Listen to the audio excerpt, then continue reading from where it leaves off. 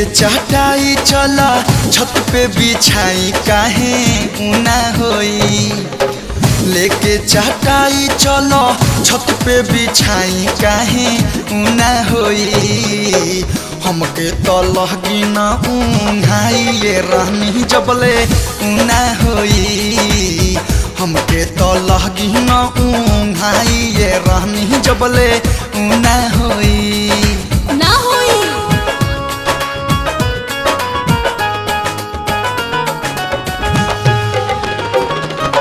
नहीं हटी ना।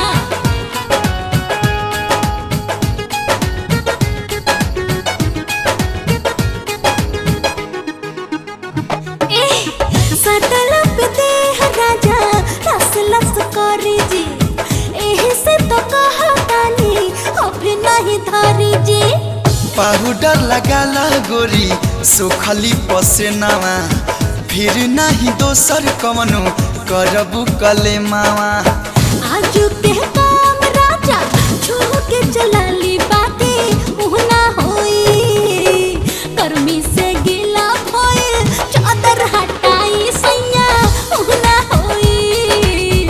गर्मी से गीला भइल चादर हटाई सैया उहना होई।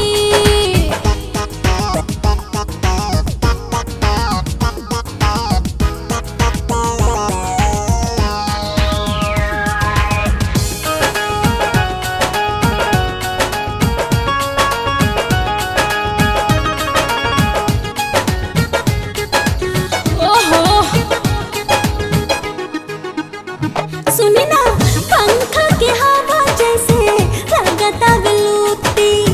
किनके ले आदि नया साड़ी साया सूती।